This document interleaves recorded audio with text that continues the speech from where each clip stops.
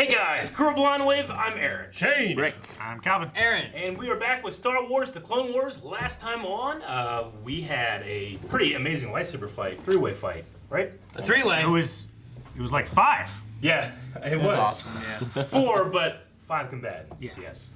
So, Savage Opress has gone back to Mother Talzin, doesn't know what to do, and she says you need a new master to complete your training. Yeah. She sent him to Maul. He gave him an amulet, I think, right? Yeah. Yeah, to lead him the way. He killed the Tudorian king. He did? Yeah. He did. Tudorian King was killed. Bravely died. Poor. Yep. So, what's going to happen next? We're going to find out right now. Star Wars The Clone Wars. So we are at the rendezvous point, and there's no sign of you in our scanners. Oh, come on. That's impossible. Something's wrong. We're at the exact coordinates where the distress signal originated, but there's nothing here. This is really strange. It's the Bermuda Triangle of space. There. See, nothing Bermuda to be concerned Pyramid. about after all. And what's that? What? There's 2 gold motherships. Oh, Everyone, cool. strap yourselves in. Looks as my though we're going for a ride. This is super Star Trek. Yeah. It sounded like Star Trek. So bright. Hasn't cleaned any of this. Looks older there. I must have blacked out. Well, then who landed the shuttle? All of our readings indicate that it's bigger than an asteroid. But at least the atmosphere is breathable. Well, this is getting more unusual by the minute. I can't even lock down where in the galaxy we are, or if we are even in our own galaxy. Don't go out there! Is there air? You don't know! They said the atmosphere is breathable. I'm making a reference, Aaron. Oh. Okay, well. Hey, Allow him to have his reference, Aaron. a reflection up on the hill. Because I answered that question earlier. I don't see anything. Are you the one? What? Did you hear that? I didn't hear anything. Are you the one? It's Palantina. Hello? Who are you? I am daughter. Only he can help you. There is little time. Follow me. We must have shelter by nightfall. We thought the planet was strange. How about this one? We'll be fine, as long as we stay together. Excuse me. Who are you taking us to? The father, of course. Of course. And what exactly are you? We are the ones who guard the power. We are the middle, the beginning, and the end. Glad she cleared that up for Alpha us. and Omega. Hey, look out!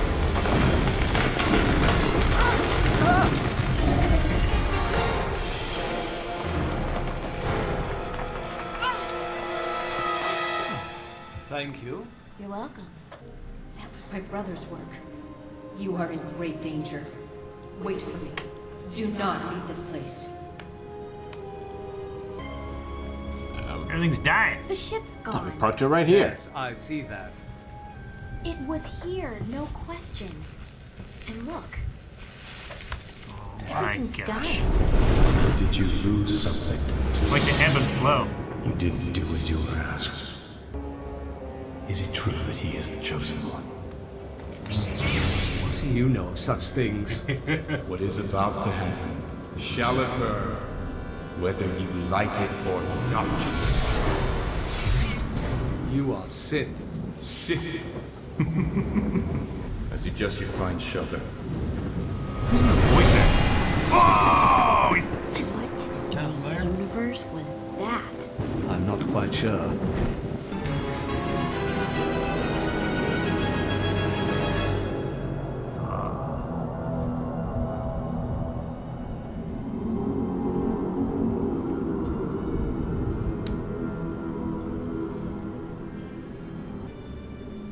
Welcome, my friend.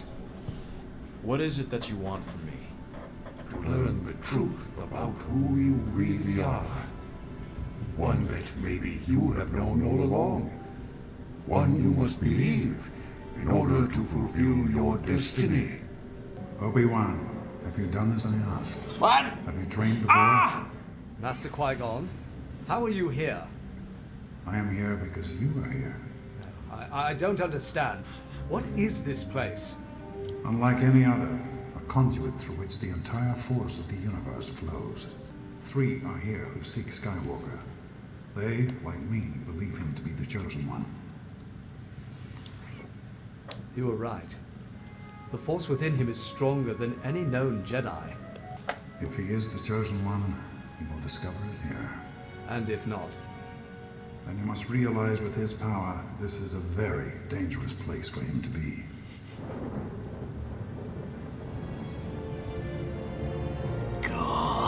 Right? What a cameo! Wake up, my son. I must tell you a secret. Who's there? Who's there, I said? It is me, Annie. Your mother.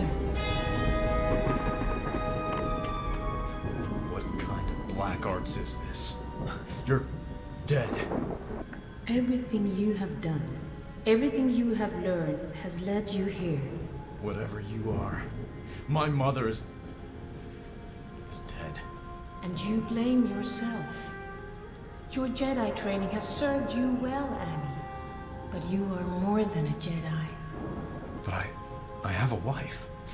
You've met her. She's everything to me. She's not your destiny. But I love her. No! She is a poisoner! What are you? Your fate! His fate is a fish. Oh.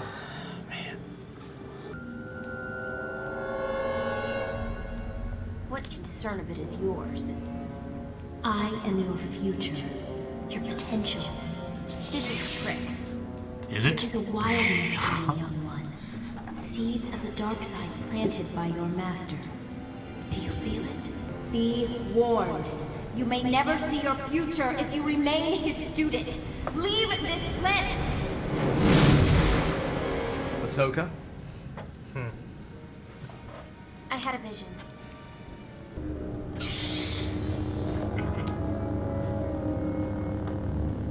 Cannot sleep. To strike an unarmed man is hardly the Jedi way. You're a Sith Lord. You have a very simple view of the universe. That's so cool. Teach me that Some spell. call us Force wielders.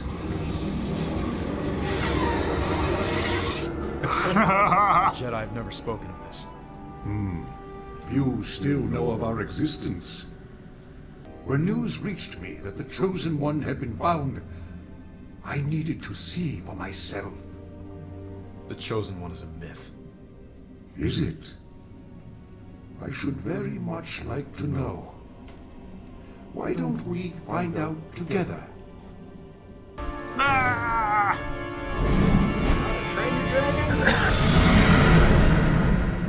It is time to face your guilt and know the truth.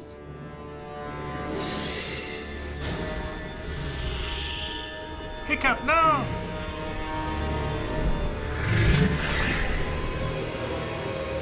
I have ordered my children to kill your friends. The question is, which one will you choose to save? Your master? Or your apprentice? You will let them go!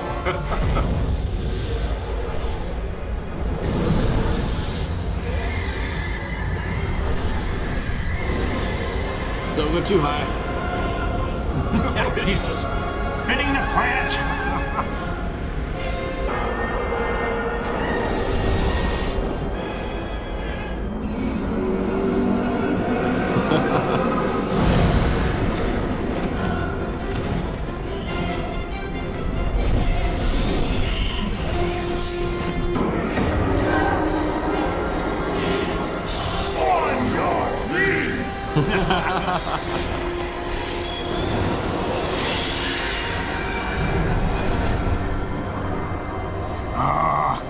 Heard the breathing. And now you see who you truly are. Only the Chosen One could tame both my children. I've taken your test. Now fulfill your promise and let us go. I am dying, and you must replace me. Replace you? I can't stay here. But this is yours. It has been foretold. The Chosen One will remain to keep my children in balance. But leave, and your selfishness shall haunt you, and the galaxy. That man won't stay there. Ready to get out of here?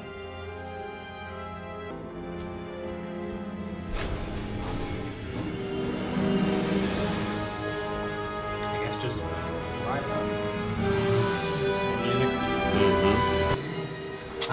The music there, the intro. Yeah. Do you want to let Calvin go to the credits?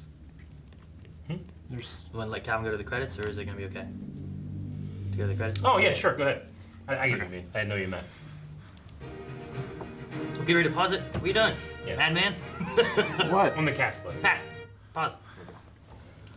All right. So, Calvin, you were asking about the voice of the Yes. Okay, I thought so. Sun. So yeah, the Sun is played by Sam Witwer. Liam Neeson comes back as Qui-Gon. Yep. Yeah, And that's great. Pernilla August, who's the actress who played Shmi Skywalker. came Yeah, back as I was well. gonna mention it, but I was listening to dialogue. Yeah. So, it's pretty big gets. Yeah. Yes. Welcome. Some very cool like cameo things to be able to have them like show out and have the actual actors that played them on Yeah. screen Yeah. and the voices of them here, you know? Yeah. Yeah, and Ashley Eckstein playing the adult as well. Yep. Yeah. So that's really cool. So what'd you guys think? Awesome. I didn't know anything about this, so that's cool. I didn't get spoiled. This was the subject of like the very first Blind Wave podcast, wasn't it? Yeah, I believe so. Was it this or was it Force Unleashed? It's one of the two. I think it's Force Unleashed 2. Yeah. Yeah. But I mean, this the was- first like 3 that we did were all Star Wars related. Yeah, like we did a little. This is before we ever even started like Blind Wave as we know it now. We just got together like holy shit, talking about this stuff. So Yeah. but No, it's some very interesting stories and like having this like element of like the Force being like this planet thing and Yeah. stuff too, like a living representation kind of thing of it Yeah. all, is a neat It's choice. interesting how, yeah, like one of the most fascinating Clone Wars episodes is it's like a Star Trek episode. Yeah. Like you're going to this weird planet, like this weird space anomaly. yeah, Okay. they went into this like monolith thing. It's like an ethereal Yeah. realm that the Yeah. Force created within itself. that Rex was there, but they're not there, and then yeah.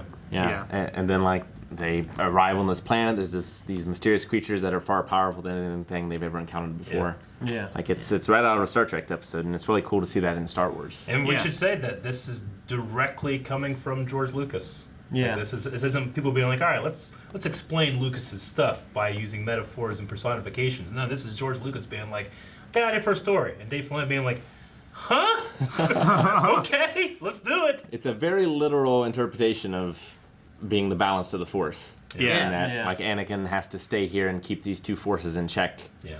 In balance. as sort of like the prison guard. Yeah. It Yeah. makes you think of like, well, what Anakin will go through, what ultimately he does, and what does that mean in terms of the balance, you know? Like, Yeah. Yeah. Well, in the last things Is that it literal or is Well, it like, yeah, do these things actually exist, or is this all just inside of Anakin kind of thing? great questions? I mean, Obi-Wan recognized that the planet was the Force, Yeah. so it's either a construction.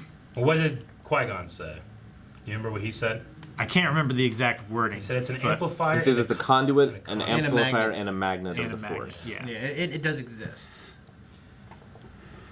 It's hard to define all of these things, but the cool thing that I mean, of course, having Liam Neeson back, but he's never appeared as a ghostly form ever. It's only ever been his voice anytime we've ever seen any Qui-Gon After Death stuff. But here, Yeah. where the Force is amplified, you actually see him, you Yeah. know, which is crazy. Yeah. Yeah. And them being here too, like if it's pulling the Force together, like he's a Force spirit, you Yeah. know, so it's pulling him here. It's amplifying him. Like he was very clear too.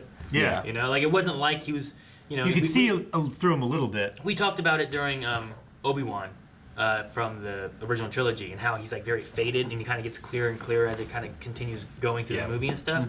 Like he doesn't seem to be kind of hard to see, or he's just there, you know. But having so much force energy there and pulling it together and bringing him there is just.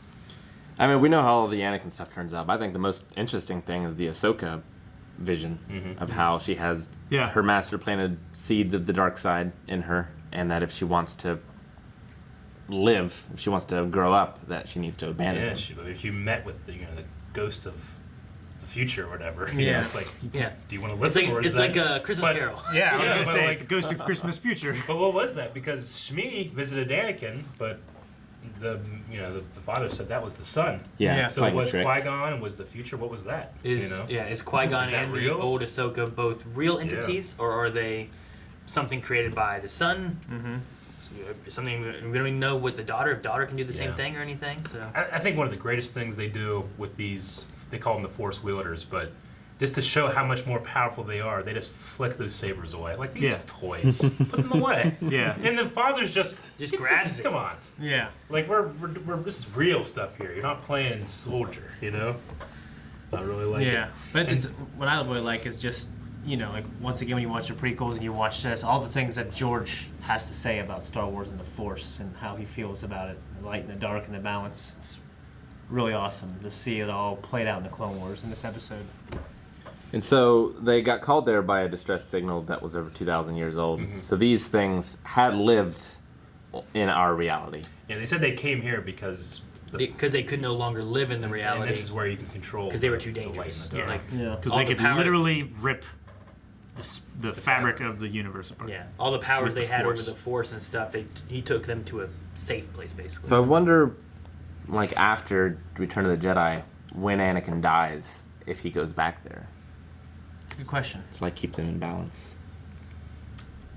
Yeah, I mean, these are all really big questions, and just I think they're going to take time to let settle, and we can talk about some stuff later. But like this, I really like you can understand why like this was one of our first podcast things that we did, because it's like, man, what does this mean, and how does it? What's this? How does it all fit together? It's so crazy. What did the father say? He's like, this is all. It comes down to a family and being in balance. And what is Star Wars? No, it's not a story about family and what is the balance of the Force? We don't know what that answer is. Yeah. So really interesting stuff, man. Yeah. And I love, like, if you're looking at Anakin as the chosen one, and he's like, well, you're the chosen one. And he's like, you're supposed to be here and keep the balance. And he's like, if you leave, you're gonna. What was the word? He's like, you're gonna regret it, or something along those lines that he said. Yeah, you're gonna like live with the guilt. The guilt. Yeah. So like, how does that like relate to like what happens or anything, or where that line there, like, do you think that would dwell on? Would that dwell on Anakin if? Like thinking about this, like what's his view on it all? I wonder if they'll all remember this afterwards, or if it's more like a dream to them. Yeah. Like once they leave this planet. Yeah. Because obviously they never mention it in the movies. No, they just fly up and that's it. So, I really loved the moment when Anakin's voice changed. And it started sounding more of like the father. When you're talking to Shmi, there was a moment that I'm like, man, that really felt very Hayden Christensen. It did. Yeah, I agree. Like, he had a word where it was like, I failed you. And it kind of really felt like... very breathy. Yeah, it felt more like, you turned her against me, kind of, like something along those lines of his anger really coming out. I'm like, man, that felt like Hayden right there. Yeah. This episode is the subject of my favorite Sam Witwer story. Sam Witwer, I've also been already... I had heard about that. Yeah. So as soon as it happened... What I'm going to say is, Sam Witwer had already been cast as Star Killer and was in that game, and then whenever they were casting these characters, like, all right, the son, who can do some kind of like, Darth side stuff. And I get Sam Witwer in here. And we know that he's a super fan of Star Wars. So they came in, they're going through they're doing the readings, like the whole cast is there, and they get to the part where Anakin and Shmi are talking there, and Sam Witwer just there listening. And in the script, Anakin says, I have a wife now. I want you to meet her. And Sam goes, like, he says that I was very nervous about bringing it up, but he's like, Dave? Dave's like, yeah. He's like, you gotta change the script. What do you mean? Well, they met in episode 2. Remember when they went to Tatooine, he started telling all these things, like why Shmi and episode 1. And episode 1 as well, too, yeah. But, like, They didn't mean episode 2. They didn't mean episode 2. She was dead. Yeah. Well, I'm sorry, I met episode 1. Yeah. But, like, they already met, so that doesn't work. And Dave goes, I guess you're right then, huh? I change it. You met her. You know?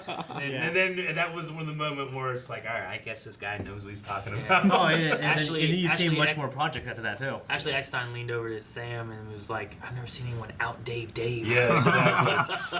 I feel like that's a pretty easy one, though. Well, it's one of those just things one of where, those... like, when you're writing and you just fucking forget. Sure. Yeah. Yeah, and also, like, you know, like, she wasn't Queen Amidala, you know? Like, she was Padme, sure, but, like, there's some, like, questions there of not thinking about that, really. True. Of, like... And, you know, they weren't married. No, like, no. So I wish she'd meet my wife. Yeah. But, you know, they did meet, just not when they were married. Because he was 9. Yeah. Yeah. Exactly. Oh, man. She's 14. Yeah. I love the Quan Chi cameo. Yeah. That's very cool. Yeah. The son? Yeah. He's just bald. Doesn't it just look He exactly kind like of Quan has some Chi? Quan Chi-ness to him. Yeah, I can see what you mean. He's actually inspired by again, another Darth-like Maul, or even, I think this might have been episode 2 like stuff. Like the look of him is inspired that way. And in fact, in this Force Unleashed, there's a character skin that is like alternate to Starkiller that looks a lot like that, you know? So I think there's kind of some borrowing of designs when it came to creating the sun. So, and then obviously they can turn these giant monsters. Yeah, there's like a giant bat. Yeah, they look like... And like some kind of hippogriff. Yeah, the one looked like a... what did I think it was? The one guy looks like one of the bosses from Castlevania, Symphony of the Night. Oh, the bat guy? Yeah, but the other guy looks like... Just, if you go to the front, you'll... Yeah, right. Yeah. I had to hold off. Earlier today, we reacted to a trailer for Jedi Fallen Order, and there was a big giant bat monster in it. Oh, yeah. And I almost cut myself. That's like the sun! And you guys would be like, huh? I'm like, no, wait until later today. So you guys might have seen that video a couple weeks ago, but now we're getting to the situation where it's like, oh yeah, huh? It does kind of look like the sun's bat. When I was watching it, I was like, I bet Eric had to bite his tongue and keep from mentioning, because there's a very strong resemblance there. Honestly did. Looks kind of like a griffin from old WoW. Yeah. A little bit to me. I don't know. The voice of the daughter also plays the Force Unleashed as well, I believe, right? As a Maris Brood, yeah. Maris Brood. Yeah. So I brought both those guys over, which is pretty cool. Yeah. Both from Force Unleashed doing the two, which is really cool. Yeah. I like them using different voices from like other Star Wars entities kind of thing and bring them in. Now, you know, they get to stay canon. Force Unleashed isn't canon, you know? Yeah. Listen to me. I don't think I've sit in on a Clone Wars episode with you guys since Ahsoka's been using 2 lightsabers. I think the first time we saw her use 2 lightsabers was like her Senate murder protecting. stuff, right? Protecting. You guys notice like one of those sabers is slightly less yellow. green. Yeah. Yeah. I think it's cool. I don't know. I like it. Yeah, I always wondered why the pop she had 2. Yeah, well, because we don't have the regular one, and I was always like, oh well, yeah, she's got 2. Yeah. So, anyway, all right, man, that's all I got. Very interesting stuff here. I really like a lot of huge implications going forward, possibly. Yeah, I really like during the test, like the floor they're on is very kind of a yin and yang kind of look to it. Yeah. So it's like the white and black, but then like this where the black is here, there's a white stripe through here where they put Obi-Wan, and then where the black was, it was like a it was like reversed. It was just really like a nice like representation of like yin and yang is like balance and stuff. So it had like equal. It wasn't opposites. exactly a yin yang, but it was very similar to give you that balancey kind of look. And it makes you wonder, like, why was Ahsoka chosen to be the sacrifice of the dark side and Obi-Wan the sacrifice of the light side? You know, like, given that choice and the situation or the conversation was she there had with meaning herself, in there? does that mean like one is selfish and one is selfless?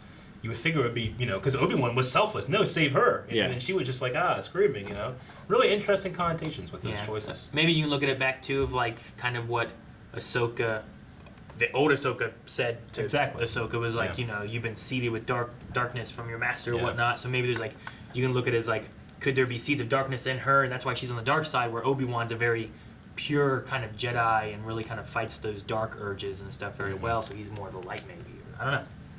I'm sure there's different ways to look on that. Yeah. And this is like how I like to see the Force, this sort of mystical Eastern religion almost inspired. Yeah, it's like it's in front of you, but it's ill-defined in a way too. I like that stuff. That's cool. Yeah. This episode was called Overlords. Any other thoughts from you guys, or? Just questions. Just questions. Yeah. I did just think, like, well, there's a father, there's a son, and a daughter.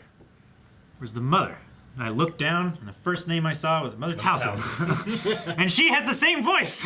Well, it's interesting because, like, you're going through theories that people have had since this is. I know. You're like, you know what it fucking means. You're like, tape up and stuff. He's got the string between. Yeah, the red string and the pins. No, he does kind of have that voice that has like a dual double layered. Like 2 or 3 people talking at once. Yeah. So like. Whenever he's talking, like, it's easy to be like, oh man, Mother Towson has a similar voice and stuff. And so Towson, what does that mean? She doesn't seem to have any allegiances. I mean, she's a witch. She's not a Jedi. She's not a Sith. She has that voice. She just helps people as they come. You know. Yeah. It's interesting. Yeah. So. Most people get vengeance. Yeah. It's like she keeps the real world in balance, and the father keeps the children in balance. It's like, you wait for your father to get home. You did something bad. Yeah. Gotta be crazy if you have a kid and he is the dark side. He is literally the evil. Yeah, that was probably me. Or is it? Yeah. No. But Interesting. Yeah. So lots All of right, questions. Maybe we can have more discussion about this as we go forward and see if, like you said, if they remember or how this could affect Anakin going through more of the Clone Wars. Yep. Yeah, and I do like the arguing point that Anakin brought up. Mm-hmm. To the dark side or the sun or whatever. It was like, I have a wife, I want you to meet her. I have these connections back in the real world. Sure. And then I'm sure that was part of his thinking when he left instead of staying and being the balance.